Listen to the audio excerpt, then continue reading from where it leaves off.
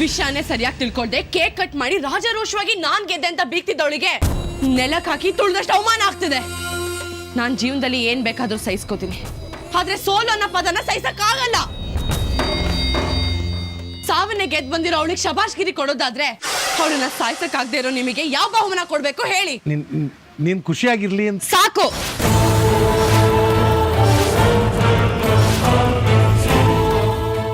ಸುಳ್ಳಿಂದ ಯಾರು ಯಾವತ್ತೂ ಖುಷಿಯಾಗಿರೋಕ್ ಸಾಧ್ಯ ಇಲ್ಲ. ನೀವ್ ಹೇಳಿರೋ ಒಂದೇ ಒಂದ್ ಸುಳ್ಳು ಇಷ್ಟು ದಿನ ನಡೆದಿರೋ ಸತ್ಯನ ಪ್ರಶ್ನೆ ಮಾಡ್ತಿದೆ ಅಪ್ಪ. ಬೆಳ್ಳಿನ ನಿನ್ಗೋಸ್ಕರ ಸಾಯಿಸಿದ್ದೀನಮ್ಮ, ಇನ್ಮೇಲೆ ನಿನಗೆ ಯಾವುದೇ ಶತ್ರುಗಳಿಲ್ಲ ಅಂತ ನೀವ್ ಹೇಳಿದ್ರೆ ಆಗ ನಾನ್ ನಿಜವಾಗ್ಲೂ ಹೆಮ್ಮೆ ಪಡ್ತಿದ್ದೆ ಅಪ್ಪ. ಸತ್ತಿರೋ ಆ ಬೆಳ್ಳಿ ಡೆಡ್ ಬಾಡಿ ಮುಂದೆ ಕೂತು ಅವ್ಳ ಕಣ್ ಮುಚ್ಚಿರೋ ಮುಖ ನೋಡ್ತಾ ಇದ್ರೆ ಆಗ ನನ್ ಮುಖದಲ್ಲಿ ಬರುತ್ತಲ್ಲಪ್ಪ, ಅದು ಖುಷಿ ಅಂದ್ರೆ, ಅದು ನನ್ನ ನಗು ಅಂದ್ರೆ. ಏನಾಗ್ತಿದೆ ಅಂತ ನೀವ್ ಹೇಳಿಲ್ಲ, ಎಲ್ಲ ಮುಗ್ದಿಲ್ಲ ಅಂತ ನಮಗ್ ಗೊತ್ತಾಗಿಲ್ಲ.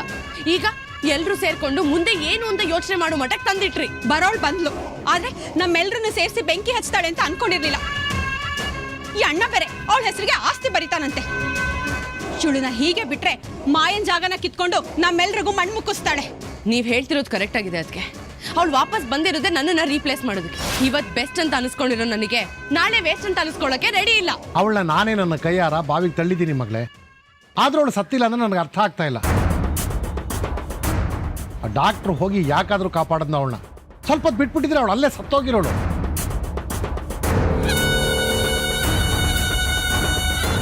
ಸತ್ತಿರೋಳು ಹೇಗ್ ಬದುಕ್ ಬಂದ್ಲು ಅನ್ನೋದು ಮುಖ್ಯ ಅಲ್ಲಪ್ಪ, ಯಾಕೆ ಬದುಕ್ ಬಂದ್ಲು ಅನ್ನೋದು ಮುಖ್ಯ. ಇಲ್ಲಿಗೆ ಬಂದ್ರೆ ಅವಳು ಸಾವು ಅಂತ ಗೊತ್ತು, ಆದ್ರೂ ಅಷ್ಟೊಂದು ಧೈರ್ಯದಿಂದ ಬಂದಾಳೆ ಅಂದ್ಮೇಲೆ ತಪ್ಪು ಅವಳ್ದಲ್ಲಪ್ಪ, ತಪ್ಪಿರೋದು ನಮ್ದು. ನಾನ್ ಸಂತೋಷವಾಗಿದ್ದು ಕೆಲವು ದಿನ ಮಾತ್ರ. ಅದು ಬೆಳ್ಳಿ ಯಾವಾಗ ಸತ್ಲು ಅಂತ ಸುದ್ದಿ ಬಂತೋ ಹಾಗಷ್ಟೆ. ಒಂದೇ ಸರಿಗೆ ನನ್ ಖುಷಿನೆಲ್ಲ ಹಾಳು ಮಾಡಿಟ್ರಲ್ಲಪ್ಪ. ಮಾವ, ಮಾಯನ್ ಕಷ್ಟನು ನಾವು ಸ್ವಲ್ಪ ಅರ್ಥ ಮಾಡ್ಕೋಬೇಕು. ಇಲ್ಲ ಅಂದ್ರೆ ಮನೆ ಕೆಲಸದೊಳಾಗಿರೋ ಆ ಬೆಳ್ಳಿ ನಾಳೆ ನಮ್ಮ ಮನೆ ಯಜಮಾನಿ ಆಗೋದ್ರಲ್ಲಿ ಅನುಮಾನನೇ ಇಲ್ಲ. ವಾಪಸ್ ಬಂದಿದ್ದಲ್ದೆ ಮುತ್ತು ಮಾವನ ಅಪ್ಕೊಂಡ್ ಬೇರೆ ನಿಂತಿದ್ಲು. ಅದನ್ನ ನೋಡ್ತಿದ್ರೆ ನನ್ ಮೈ ಎಲ್ಲ ಉರಿತಿತ್ತು. ಜೊತೆಗೆ ಆ ಬೆಳ್ಳಿ ಸಪೋರ್ಟ್ಗೆ ಹರಣಿ ಬೇರೆ ನಿಂತ್ಕೊಂಡಿದ್ದಾಳೆ. ಕೂತ್ರೆ ಬೆಳ್ಳಿ, ನಿಂತ್ರೆ ಬೆಳ್ಳಿ, ಬೆಳ್ಳಿ ಬೆಳ್ಳಿ ಅಂತಿದ್ದೊಳಗೆ ಆನೆ ಬಲ ಬಂದಂಗ ಆಗಿರತ್ತೆ. ಅಪ್ಪ, ಬೈರನ್ ಹೆಂಡತಿಗೆ ಬಾಯಿ ಮಾತಲ್ಲಿ ಪಾಠ ಕಲಿಸ್ತಿರೋ ಇಲ್ಲ ಒದ್ದು ಪಾಠ ಕಲಿಸ್ತಿರೋ ನಿಮಗ್ ಬಿಟ್ಟಿದ್ರು. ಆನೆ ಬಲ ಇದೆ ಅಂತ ಎಗರಾಡ್ತಿದ್ದಾಳೆ, ಆದ್ರೆ ಅದೇ ಆನೆ ಕಾಲಿಗೆ ಬಲಿ ಆಗ್ತಾಳೆ ಅಂತ ಅವಳಿಗೆ ಇನ್ನೂ ಗೊತ್ತಿಲ್ಲ. ನಿಮ್ ಯಾರ ಕೈಲೂ ಏನು ಆಗಲ್ಲ ಅಂದ್ರೆ ಪಕ್ಕಕ್ಕೆ ನಿಂತ್ಕೊಂಡು ಆಟ ನೋಡಿ. ಶೋ ಈಗಷ್ಟೇ ಶುರು ಆಗ್ತಿದೆ, ಸದ್ಯದಲ್ಲೇ ಮೊದಲನೇ ವಿಕೆಟ್ ಬೀಳುತ್ತೆ. ಎಲ್ರು ಬೆಳ್ಳಿ ಅಂತ ಅನ್ಕೊಂಡಿರ್ತಾರೆ, ಆದ್ರೆ ಯಾರು ಗೆಸ್ ಮಾಡಿರೋಕ್ಕಾಗಲ್ಲ. ಯಾಕಂದ್ರೆ ಅಂತ ಒಂದು ಇನ್ಸಿಡೆಂಟ್ ನಡೆಯುತ್ತೆ. ಸಾಯೋದು ಬೆಳ್ಳಿ ಅಲ್ಲ, ಹರಿಣಿ.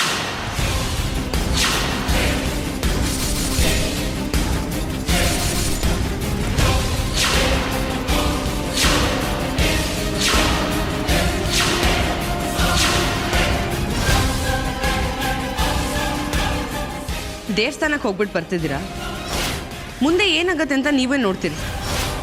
ನಿಮ್ಮಿಬ್ರು ಹುಳ ಹೊಸ್ಕಾಗ್ತೀನಿ. ಬೆಳ್ಳಿ, ನಿಂಗೊಂದು ವಿಷಯ ಗೊತ್ತಾ? ಯಾವಾಗ್ಲೂ ಕೆಟ್ಟವರು ತನ್ನ ಕೆಟ್ಟತನದಿಂದ ಕೆಳಗಡೆನೇ ಇರ್ಬೇಕಂತೆ, ಒಳ್ಳೆಯವರು ತನ್ನ ಒಳ್ಳೆತನದಿಂದ ಮೇಲ್ ಹತ್ಬೇಕಂತೆ. ಇದಕ್ಕೆ ನೀನೇನ್ ಹೇಳ್ತೀಯಾ? ಏ ಹರಿಣಿ, ಯಾರನ್ನ ನೋಡ್ಕೊಂಡು ಈ ಮಾತು ಹೇಳ್ತಿದ್ಯಾ? ಯಾಕೆ ಮಾಯಾ, ಏನಾಯ್ತು?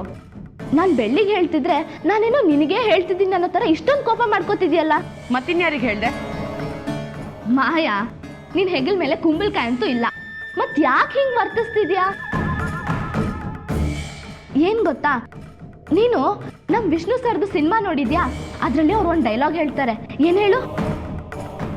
ಒಳ್ಳೆಯವ್ರಿಗೆ ಎಷ್ಟೇ ಕಷ್ಟ ಕೊಟ್ರು ಕೊನೆಯಲ್ಲಿ ಕೈ ಹಿಡಿತಾನೆ, ಆದ್ರೆ ಕೆಟ್ಟವ್ರಿಗೆ ಸ್ವಲ್ಪ ಕಾಲದಲ್ಲಿ ಸುಖ ಕೊಟ್ಟು ಆಮೇಲೆ ಕೈ ಬಿಟ್ಬಿಡ್ತಾನಂತೆ. ಇದಕ್ಕೆ ನೀನೇನ್ ಹೇಳ್ತೀಯಾ?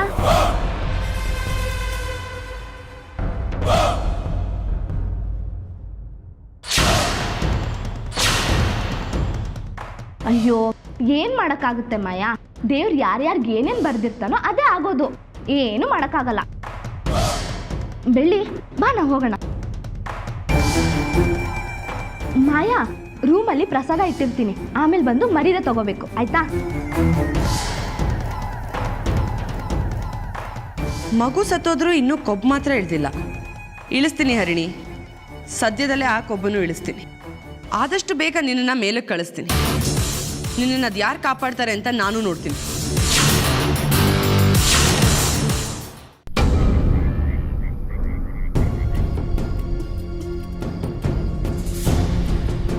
ಮಾವ ಮಾವೋ ಏನಿಡ ಇದು ಯಾಕೆ ಮಾವ ಇಷ್ಟೊಂದು ಕುಡಿತಾ ಇದೀಯಾ? ಓಸಿ ಜಾಸ್ತಿ ಆಗ್ಲಿಲ್ವಾ? ಮುಂದಿನ ಜನ್ಮಕ್ಕೂ ಓಸಿ ಇಟ್ಕೊ ಮಾವ.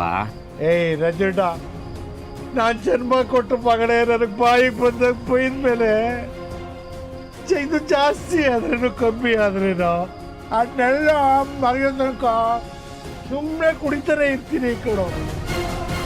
ನೀನು ಹೇಳೋ, ನಾನು ಮಾಡಿದ ತಪ್ಪೇನೋ? ಮಾಡಿದ ತಪ್ಪೇನೋ?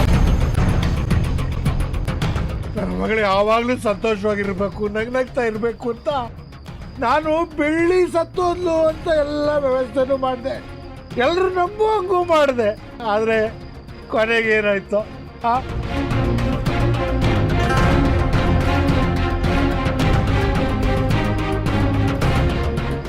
ನನ್ನ ಮಗಳಿದ್ದಾಳಲ್ಲ, ಅವಳು ಅರ್ಥನೇ ಮಾಡ್ಕೊಳ್ಳಿಲ್ಲ ಕಣೋ.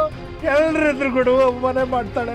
ಅವಳು ಅವಮಾನ ಮಾಡಿದ್ಮೇಲೆ ನಾನು ಹೇಗೋ ತಡ್ಕೋಬೇಕು? ಹಂಗಂತ ಹಿಂಗೆ ಕುಡಿದ್ರೆ ಪ್ರಾಬ್ಲಮ್ ಸಾಲ್ವ್ ಆಗಲ್ಲ. ಬೆಳಿಗ್ಗೆ ಎದ್ಮೇಲೆ ತಲೆನೋವು ಬರುತ್ತೆ ಅಷ್ಟೇ. ಏಯ್ ನಂಜುಂಡ, ಆ ಬೆಳ್ಳಿ ಸತ್ರೇನೆ ಕಣೋ ನನಗೆ ಸಮಾಧಾನ ಆಗೋದು.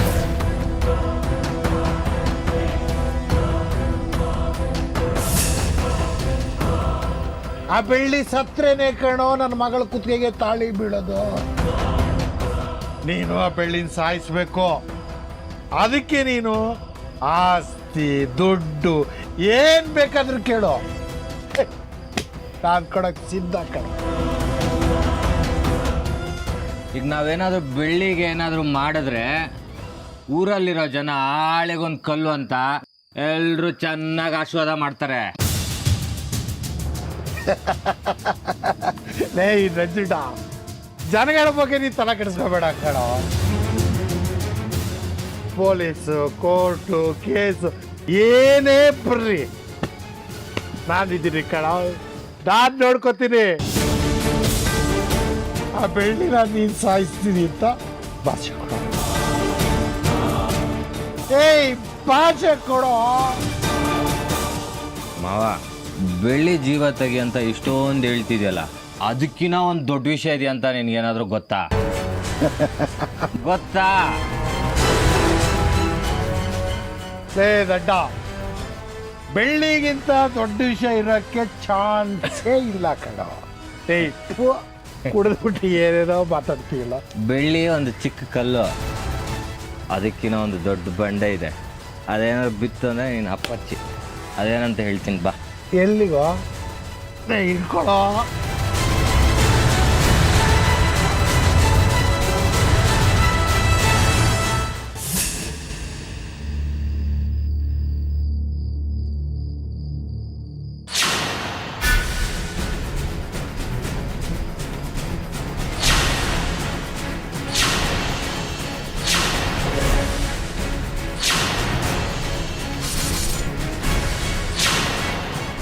ಏನು ಮಾವ, ಏರಿದ ಮಿಷ ಎಲ್ಲ ಇಳ್ದೋಯ್ತಾ? ಮೀನಾಕ್ಷಿ, ನೀನು ಯಾವ ಮೀನಾಕ್ಷಿಗೋಸ್ಕರ ಇಷ್ಟು ದಿನ ಹುಡುಕ್ತಾ ಇದ್ಯೋ ಅದೇ ಮೀನಾಕ್ಷಿ. ಇವಳು ಹೇಗೋ ನಿನ್ನ ಕೈಗೆ ಸಿಕ್ಕಾಕೊಂಡ್ಲು,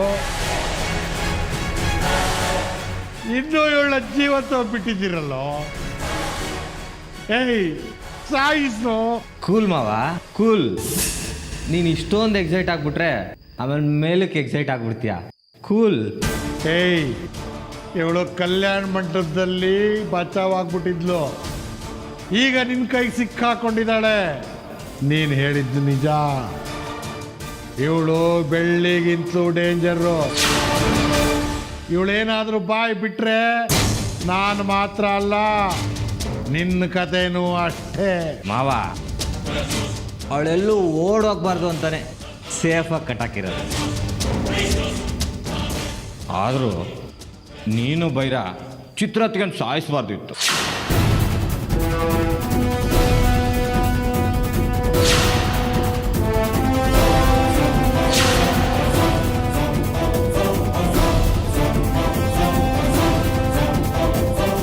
ಅವತ್ತೇ ಇವನೇನಾದ್ರೂ ನನ್ನ ಕೈಗೆ ಸಿಕ್ಕಿದ್ದಿದ್ರೆ ಇವನ್ ಜನ್ಮ ಜಾಲಾಡ್ಬಿಡ್ತಿದ್ದೆ. ನನ್ನ ಮಗಳನ್ನ ಕೊಲೆ ಮಾಡಿ ತನ್ನ ಮಗಳನ್ನ ಮುತ್ತು ಕೊಟ್ಟು ಮದುವೆ ಮಾಡಕ್ ನೋಡ್ತಿದ್ದಾನೆ ರಾಕ್ಷಸ. ಈ ಸತ್ಯ ನಿನ್ನ ಬಾಯಿಂದ ಬರಲಿ ಅಂತಾನೆ ನಾನು ಎಷ್ಟೆಲ್ಲ ನಾಟಕ ಮಾಡಿದೆ. ನೋಡ್ದಮ್ಮವ, ನಿನ್ನ ನೋಡಿದ ತಕ್ಷಣ ಹೇಗೆ ಬಾಯಿ ಬಿಟ್ಲು ಅಂತ. ಇನ್ನೂ ನನ್ನ ಮನ್ಸಲ್ಲಿರೋ ಸೇಡ್ ಆರ್ಲಿಲ್ಲ. ಮೊದಲು ಕಟ್ಟು ಬಿಚ್ಚು, ಈಗಲೇ ನನ್ನ ಸಾಯಿಸ್ಬಿಡ್ತೇನೆ. ಏಯ್, ಮೊದಲು ನಿನ್ನ ಪ್ರಾಣ ಉಳಿಯುತ್ತ ನೋಡು. ಈಗ ಗೊತ್ತಾಯ್ತಮ್ಮವ, ನಾವು ಮೊದಲು ಸಾಯಿಸ್ಬೇಕಾಗಿರೋದು ಸತ್ತು ಬದುಕಿರೋ ಬೆಳ್ಳಿನಲ್ಲ, ಇವಳನ್ನ ಅಂತ. ಬೆಳ್ಳಿ ಸತ್ತಿಲ್ವಾ? ಬದುಕಿದ್ದಾಳ? ಯಾಕೆ ನೀನು ಹೋಗಿ ಅವಳಿಗೆ ನನ್ನ ಆರತಿ ಮಾಡ್ತೀಯಾ? ಆರ್ತಿನ ನಾನ್ ಮಾಡಲ್ಲ. ಮುತ್ತುನ ಮದ್ವೆ ಆಗಿ ಬೆಳ್ಳಿ ಮನೆಗೆ ಬರ್ತಾಳಲ್ಲ, ಆಗ ಆರ್ತಿ ಮಾಡಿ ನೀವೇ ಮನೆ ತುಂಬಿಸ್ಕೋತೀರಾ. ಮಾಯಾ ಮುತ್ತುನ ಮದ್ವೆ ಆಗ್ತಾಳೇನೋ ಕನಸು ಕಾಣ್ತಿದ್ಯಲ್ಲ, ಅದೆಲ್ಲ ನಿನ್ನ ಭ್ರಮೆ. ಬೆಳ್ಳಿ ಯಾವತ್ತಿದ್ರು ಮುತ್ತುನೇ ಮದ್ವೆ ಆಗೋದು, ಇದು 100ಕ್ಕೆ 100 ಸತ್ಯ. ಇವಳು ಯಾಕೋ ಅತಿಯಾಗಿ ಆಡ್ತಿದ್ದಾಳೆ ಮಾವ. ಇವಳು ಹೀಗೆ ಬಿಟ್ರೆ ನಮಗೆ ಎಳ್ಳು ನೀರು ಬಿಟ್ಬಿಡ್ತಾಳೆ ಅಷ್ಟೇ. ಅದಕ್ಕೆ ಇವತ್ತೇ ಇವಳನ್ನ ಮೇಲೆ ಕಳಿಸಿದ್ರೆ ಮುಂದೆ ನಮ್ಗೆ ಯಾವತ್ತೂ ಇವಳಿಂದ ತೊಂದರೆ ಬರೋದಿಲ್ಲ. 1 ನಿಮಿಷ ಇರು. ಅಯ್ಯೋ, ಇದೇನಿದು? ಈ ಅಪ್ಪ ಇವತ್ತು ನೀನು ಇಲ್ಲೇ ಮುಗಿಸೋ ಥರ ಕಾಣಿಸ್ತಾನೆ. ನಾನೇ ಎಷ್ಟೋ ಪರವಾಗಿಲ್ಲ.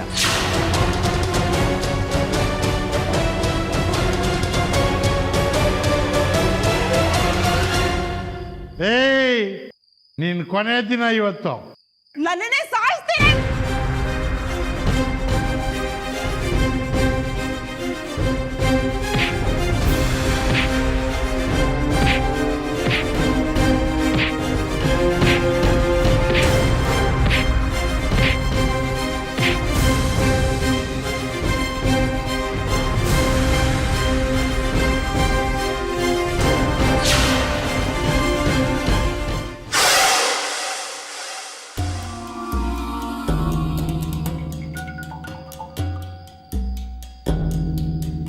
ಮಾಯಾ, ಲಾಫಿಂಗ್ ಗ್ಯಾಸ್ ಸ್ಪ್ರೇ ಇಟ್ಕೊಂಡು ಏನು ಮಾಡ್ತಿದ್ಯಾ? ಅಷ್ಟು ಗೊತ್ತಾಗ್ಲಿಲ್ವಾ ಅದಕ್ಕೆ? ಒಂದೇ ಬಾಲಲ್ಲಿ 6 ಹೊಡಿಬೇಕು, ವಿಕೆಟು ಬೀಳಬೇಕು, ಅದಕ್ಕೆ ಇದು. ಒಂದೇ ಬಾಲಲ್ಲಿ ವಿಕೆಟು ಮತ್ತು 6 ಹೇಗೆ ಸಾಧ್ಯ? ಸಾಧ್ಯ ಇದೆ ಅದಕ್ಕೆ.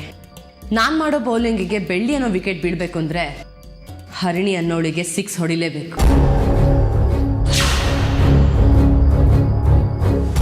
ಸ್ವಲ್ಪ ಹೊತ್ತಿಗೆ ಮುಂಚೆ ಹರಿಣಿ ಎಷ್ಟು ಪೊಗರಿಂದ ಮಾತಾಡಿ ಹೋದ್ಲು ಗೊತ್ತಾ ಅದಕ್ಕೆ? ಅವಳಿಗೆ ಪಾಠ ಗೀಟ ಕಲಿಸಲ್ಲ, ಡೈರೆಕ್ಟಾಗಿ ಯಮಲೋಕಕ್ಕೆ ಕಳಿಸ್ಬೇಕು ಅಂತ ಡಿಸೈಡ್ ಮಾಡಿದ್ದೀನಿ. ಬೈರನ್ಗೆ ಇನ್ನೊಂದು ಮದುವೆ ಮಾಡಿದ್ರಾಯ್ತು. ನೀವು ಅದು ಟೆನ್ಷನ್ ತಗೋಬೇಡಿ. ನಾನು ಅದಕ್ಕೆಲ್ಲ ಮಾಯಾ ಟೆನ್ಷನ್ ಆಗಿರೋದು. ಈ ಲಾಫಿಂಗ್ ಗ್ಯಾಸಿಂದ ಇದೆಲ್ಲ ಮಾಡೋಕ್ಕೆ ಹೇಗೆ ಸಾಧ್ಯ? ಹರಿಣಿ ಕಲಾಸ್ ಆದರೆ ಬೆಳ್ಳಿ ಆರ್ಭಟ ಏನೂ ನಡೆಯಲ್ಲ. ಆಗ ಅವಳನ್ನ ಈಸಿಯಾಗಿ ಚೆಸ್ ಪಾನ್ ಥರ ಯೂಸ್ ಮಾಡ್ಕೋಬೋದು. ಆದರೆ ಅದಕ್ಕೂ ಮುಂಚೆ ಹರಿಣಿನ ಫಿನಿಶ್ ಮಾಡಲೇಬೇಕು. ಏನು ಪ್ಲ್ಯಾನು? ಪ್ಲ್ಯಾನ್ ತುಂಬ ಸಿಂಪಲ್ ಅದಕ್ಕೆ. ನಾಳೆ ಒಂದು ವಿಷ ತುಂಬಿರೋ ಹಾವಿಗೆ ಹೇಳಿದ್ದೀನಿ. ಹರಿಣಿ ಟ್ಯಾಂಕ್ ಹತ್ರ ಹೋಗಿ ಕೈ ಹಿಡ್ತಿದ್ದಾಗೆ ಹಾವು ರಪ್ಪ ಅಂತ ಕಚ್ಚಿ ನಮ್ಮ ಕೆಲಸನ ಸಲೀಸ್ ಮಾಡಿಕೊಡು. ಬೆಳ್ಳಿಗೆ ಗೊತ್ತಿಲ್ಲದೆ ಇರೋ ಹಾಗೆ ಲಾಫಿಂಗ್ ಸ್ಪ್ರೇ ಹೊಡೆದಿರ್ತೀವಿ. ಆಗ ಅವಳು ಏನೂ ಗೊತ್ತಿಲ್ಲದೆ ಹರಿಣಿ ಸತ್ತಿದ್ರು ಅವಳು ನೋಡಿ ನಗ್ತಿರ್ತಾಳೆ. ಆಗ ಊರಿನ ಜನ ಎಲ್ಲ ಏನಂತ ಅನ್ಕೋತಾರೆ? ಬೆಳ್ಳಿ ಹುಚ್ಚಿ, ಹರಿಣಿ ಸಾವಿಗೆ ಅವಳೇ ಕಾರಣ ಅಂತ ಅವಳನ್ನ ಕರ್ಕೊಂಡೋಗಿ ಹುಚ್ಚಾಸ್ಪತ್ರೆಗೆ ಸೇರಿಸ್ತಾರೆ. ಅಲ್ಲಿಗೆ ನೀನು ಹೇಳ್ದಾಗೆ ಒಂದೇ ಬಾಲ್ಗೆ 6 ಹೊಡಿಬೋದು, ವಿಕೆಟು ಬೀಳಿಸ್ಬೋದು. ಆದರೆ ಆ ಹರಿಣಿನ ಟ್ಯಾಂಕ್ವರೆಗೂ ಕಳ್ಸೋದು ಹೇಗೆ? ನಾನೀಗಾಗಲೇ ಟ್ಯಾಂಕಲ್ಲಿ ಒಂದು ಸತ್ತಿರೋ ಹೆಗ್ಣನ ಹಾಕಕ್ಕೆ ಒಬ್ಬ ಆಳಿಗೆ ಹೇಳಾಗಿದೆ. ನಾಳೆ ಬೆಳಿಗ್ಗೆ ಬೆಳ್ಳಿ ಅಡುಗೆ ಮನೆಗೆ ಹೋಗಿ ಮುತ್ತು ಮಾವಂಗೆ ಕಾಫಿ ಮಾಡ್ಕೊಡಕ್ಕೆ ಹೋಗ್ತಾಳೆ. ಆಗ ಟ್ಯಾಪ್ ಓಪನ್ ಮಾಡಿದಾಗ ಕೆಟ್ಟ ವಾಸನೆ ಬರುತ್ತೆ. ಅದನ್ನ ಅವಳು ಹರಿಣಿಗೆ ಹೇಳ್ತಾಳೆ. ಹರಿಣಿ ಏನು ಮಾಡ್ತಾಳೆ? ಏನಾಗಿದೆ ಅಂತ ನೋಡೋದಕ್ಕೆ ಮೇಲೆ ಟ್ಯಾಂಕ್ ಹತ್ರ ಹೋಗ್ತಾಳೆ. ನಾವಲ್ಲಿ ಆಲ್ರೆಡಿ ಹಾವನ್ನ ಇಟ್ಟಿರ್ತೀವಿ. ನನ್ನ ಎದುರಾಕೊಂಡಿರೋ ತಪ್ಪಿಗೆ ಹರಿಣಿ ಸೀದಾ ಸ್ಮಶಾನಕ್ಕೆ, ಬೆಳ್ಳಿ ಹುಚ್ಚಾಸ್ಪತ್ರೆ. ಆದರೆ ಈ ಪ್ಲ್ಯಾನಲ್ಲಿ ಹರಿಣಿ ಮಾತ್ರ ಸಾಯಬೇಕು. ಒಂದು ವೇಳೆ ಇಬ್ರಿಗೂ ಹೆಚ್ಚು ಕಮ್ಮಿ ಆದರೆ ತುಂಬ ಪ್ರಾಬ್ಲಮ್ ಆಗುತ್ತೆ ಅದಕ್ಕೆ. ಏನೂ ಆಗಲ್ಲ. ಹರಿಣಿ ಸ್ವಲ್ಪ ಚಾಲಾಕಿ ಇದ್ದಾಳೆ. ಅವಳನ್ನ ಏಮಾರಿಸಿದ್ರೆ ಈ ಕೆಲಸ ಆದ ಹಾಗೆ. ಈಗ ರೂಮಲ್ಲಿ ಏನಾದರೂ ಮಾತಾಡ್ತಿರ್ತಾರೆ. ಯಾವ ವಿಷಯ ಮಾತಾಡ್ತಿದ್ದಾರೆ ಅಂತ ತಿಳ್ಕೊಂಡು ಬನ್ನಿ. ನಾನು ಹಾಫ್ತರ ಅವನಿಗೆ ಫೋನ್ ಮಾಡ್ತೀನಿ. ಆಯ್ತು ಮಾಯಾ.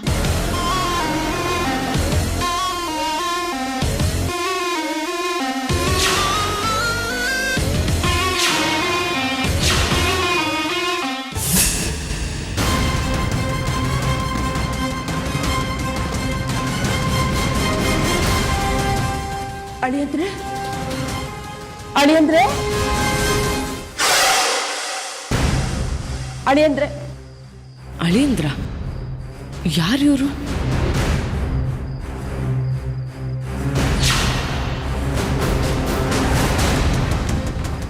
ಅಳಿಯಂದ್ರ ಯಾರು ಬೇಕಿತ್ತು ನಿಮಗೆ?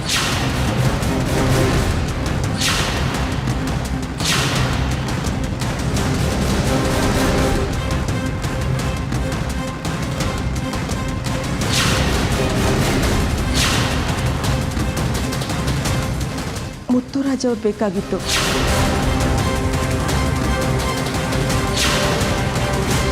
ದಿಢೀರಂತ ಬಂದು ಅವ್ರನ್ನ ಕರೀರಿ ಅಂತ ಹೇಳೋದಕ್ಕೆ ಅವ್ರು ನಿಮ್ಮ ಮನೆ ಆಳಲ್ಲ. ಮೊದಲು ನೀವ್ಯಾರಂತ ಹೇಳಿ. ಅದು ಅಳಿಯಂದ್ರು ಅಂತಿದ್ರಿ. ಹೌದಮ್ಮ, ಮುತ್ತುರಾಜು ನಮ್ಮ ದೂರದ ಸಂಬಂಧದಲ್ಲಿ ನನಗೆ ಅಳಿಮಯ್ಯ ಆಗಬೇಕು. ನಾನು ಈ ಊರಿಗೆ ಬಂದಿದ್ನಲ್ಲ, ಹಾಗೆ ಮಾತಾಡ್ಸ್ಕೊಂಡು ಹೋಗವ ಅಂದ್ಕೊಂಡೆ. ಸ್ವಲ್ಪ ಇದ್ರೆ ಕರಿತೀರಿ? ಮುತ್ತು ಮಾವ ಮನೇಲಿಲ್ಲ, ಕೆಲಸದ ಮೇಲೆ ಸಿಟಿಗೆ ಹೋಗಿದ್ದಾರೆ. ಅವ್ರು ವಾಪಸ್ ಬರೋದು 2 ದಿನ ಆಗುತ್ತೆ. 2 ದಿನಾನ? ಏನು ವಿಷಯ ಅಂತ ಹೇಳಲಿಲ್ಲ ನೀವು? ಊರಿಗೆ ಹೋಗೋಕ್ಕೆ ದುಡ್ಡೇನಾದರೂ ಬೇಕಿತ್ತಾ? ದುಡ್ಡೇನು ಬೇಡ, ಅವ್ರ ಫೋನ್ ನಂಬರ್ ಇದ್ರೆ ಕೊಡಿ. ಸರಿ, 1 ನಿಮಿಷ.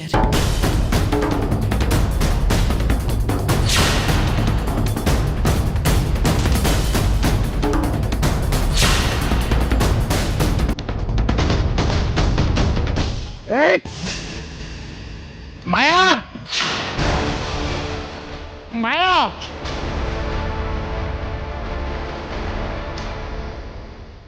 ಮಾಯಾ ಮಾಯಾ ಮಾಯಾ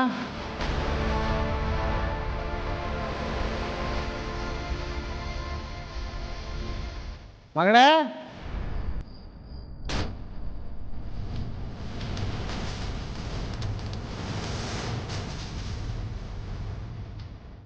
ನಂಬರ್ ತಗೊಳ್ಳಿ. ನಂಬರ್ ಯಾರಿಗಮ್ಮ? ಯಾರ ನಂಬರ್? ಅಪ್ಪ, ಇಲ್ಲೊಬ್ರು ಹೆಂಗ್ಸ್ ಬಂದಿದ್ರು. ಮುತ್ತು ಮಾವ ನಂಬರ್ ಕೇಳಿದ್ರು ಅಂತ ಹೋಗಿ ತಗೊಂಬರಕ್ ಹೋಗಿದ್ದೆ. ಬರೋಷ್ಟ್ರಲ್ಲಿಲ್ಲ.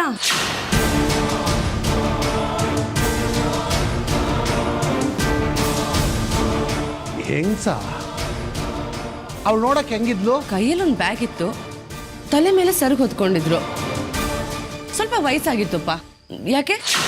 ಅವಳನ್ನ ಹುಡುಕೊಂಡೆ ನಾವು ಇಲ್ಲಿಗೆ ಬಂದಿದ್ದು. ಅವಳು ಬೇರೆ ಯಾರು ಅಲ್ಲಮ್ಮ, ಸತ್ತೋದ್ಲಲ್ಲ ಚಿತ್ರ, ಅವ್ರ ತಾಯಿ ಮೀನಾಕ್ಷಿ.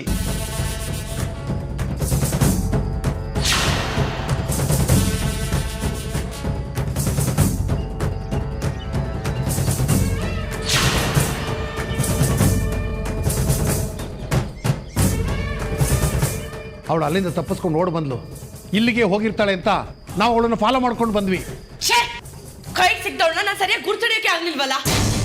ನಂಜುಂಡ ಅಪ್ಪ, ನೀವ್ ಅದೇನ್ ಮಾಡ್ತೀರಾ ಗೊತ್ತಿಲ್ಲ.